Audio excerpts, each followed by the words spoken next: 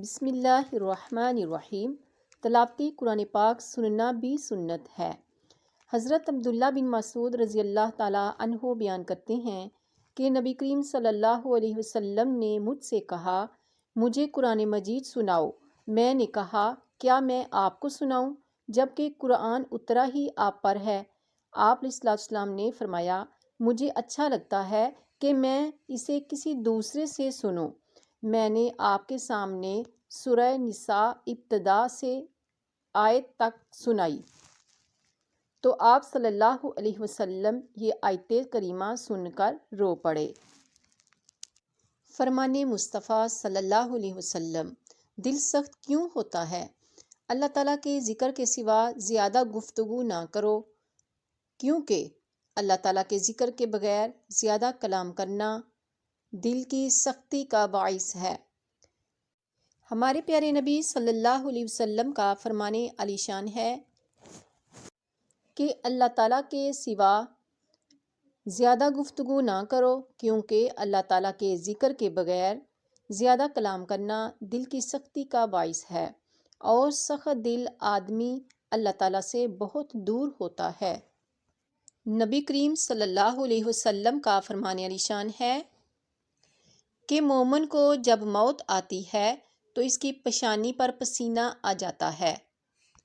ترمذی شریف کی حدیث میں ہے، محدثین اکرام فرماتے ہیں کہ یہ پسینہ اس لیے آتا ہے کہ وہ اپنے گناہوں اور اعمال صالحہ کی کمی کی وجہ سے اپنے رب سے شرم و حیا محسوس کر رہا ہوتا ہے۔ ایک روایت میں ہے، اگر میت کی پیشانی پر پسینہ بہہ پڑے اور آنکھیں ڈبا جائیں اور ننھے پھول جائیں تو یہ رحمت الہی کی علامت ہے۔ حدیث مبارکہ میں آیا ہے کہ رسول اللہ صلی اللہ علیہ وسلم نے فرمایا کہ موت کا ایک دم آنا افسوس کے لائق ہے کہ مرنے والا نہ کچھ کہہ سکے اور نہ کچھ کر سکے۔ آپ صلی اللہ علیہ وسلم کے زمانے میں کوئی آدمی بیٹھا ہوا ایک دم مر گیا تو کسی نے کہا، کیا اچھی موت مرا ہے، نہ کوئی بیماری دیکھی نہ کوئی جان نکلنے کی تکلیف ہوئی۔ حضور صلی اللہ علیہ وسلم کو جب اس کا یہ کہنا معلوم ہوا تو آپ صلی اللہ علیہ وسلم نے اس آدمی سے فرمایا کہ تیرے پاس کیا ثبوت ہے کہ اچانک ایک دم مرنے سے اس کو تکلیف نہیں ہوئی؟ اگر اللہ تعالیٰ اس کو اس حال میں موت دیتا کہ وہ بیماری کی تکلیف میں اٹھتا تو اس کے سب گناہ معاف ہو جاتے۔ حدیث پاک میں ہے، ایک ادب یہ ہے کہ قرآن کی روزانہ تلاوت کی جائے۔ رسول کریم صلی اللہ علیہ وسلم نے فرمایا، جو شخص روزانہ قرآن کریم کی 200 آیات دیکھ کر تلاوت کرے گا، اس کی قبر کے ارد گرد کی 7 قبر والوں کے حق میں اس کی شفاعت قبول کی جائے گی، اور اللہ تعالیٰ اس کے والدین کے سر سے بھی عذاب ہلکا کر دے گا، اگرچہ وہ مشرک ہی کیوں نہ ہو۔ تلاوت والا گھر۔ حضرت عائشہ رضی اللہ تعالیٰ عنہ سے روایت ہے کہ حضرت صلی اللہ علیہ وسلم نے فرمایا، وہ گھر جس میں قرآن کریم پڑھا جاتا ہے آسمان والوں کو ایسا دکھائی دیتا ہے جیسا کہ زمین والوں کو ستارے دکھائی دیتے ہیں۔ ام المؤمنین حضرت عائشہ رضی اللہ تعالیٰ عنہا نبی کریم صلی اللہ علیہ وسلم سے روایت کرتی ہیں کہ آپ صلی اللہ علیہ وسلم نے فرمایا، جو شخص قرآن پڑھتا ہو اور اس میں ماہر ہو تو وہ بڑی عزت والے فرشتوں اور پیغمبروں کے ساتھ ہوگا، اور جو شخص اٹک اٹک کر پریشانی کے ساتھ پڑھے تو اسے دوہرا ثواب ملے گا۔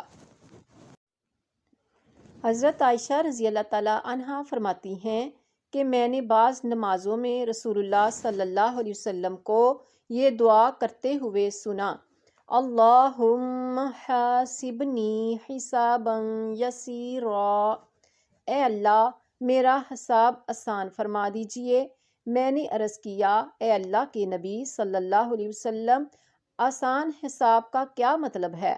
آپ صلی اللہ علیہ وسلم نے ارشاد فرمایا، بندہ کے اعمال نامہ پر نظر ڈالی جائے، پھر اس سے درگزر کر دیا جائے، کیونکہ اے عائشہ، اس دن جس کے حساب میں پوچھ گچھ کی جائے گی وہ تو ہلاک ہی ہو جائے گا۔ فرمان مصطفیٰ صلی اللہ علیہ وسلم: صاف دل اور سچی زبان والا انسان سب سے بہتر ہے۔ عرض کی گئی صاف دل والے کون ہیں؟ فرمایا وہ متقی پرہیزگار مسلمان جن کے دل میں ذرہ برابر نافرمانی اور بغض اور حسد نہ ہو۔ عرض کی گئی اس کے بعد فرمایا جو دنیا سے نفرت کریں اور آخرت سے محبت کریں۔ رسول اللہ صلی اللہ علیہ وسلم کا ارشاد پاک ہے: اللہ تعالیٰ کے لیے بعض لوگ ایسے ہیں جیسے کسی کے گھر کے خاص لوگ ہوتے ہیں۔ صحابہ اکرام نے عرض کیا وہ کون لوگ ہیں؟ ارشاد فرمایا قرآن شریف والے کہ وہ اللہ والے اور اس کے خاص لوگ ہیں۔ ہمارے نبی صلی اللہ علیہ وسلم کا فرمان خوشبودار ہے: بد نصیب ہے وہ شخص جو والدین کی خدمت کر کے ان کی دعا نہیں لیتا اور لوگوں سے کہتا پھرتا ہے میرے لیے دعا کرنا۔ بد نصیب ہے وہ شخص جو صبح کے وقت سویا رہتا ہے اور لوگوں سے تنگی رزق کا شکوہ کرتا ہے۔ اور فرمایا بد نصیب ہے وہ شخص جو نماز عشاء نہیں پڑھتا اور دعاؤں میں پرسکون نیند تلاش کرتا ہے۔ بد نصیب ہے وہ شخص جس نے ماہ رمضان پایا اور اپنے رب کو راضی نہ کر سکا۔ آپ صلی اللہ علیہ وسلم نے یہ بھی فرما دیا کہ جس نے میری ایک حدیث سنی اور دوسروں تک پہنچائی قیامت کے روز اس کے لیے میری شفاعت واجب ہوگی۔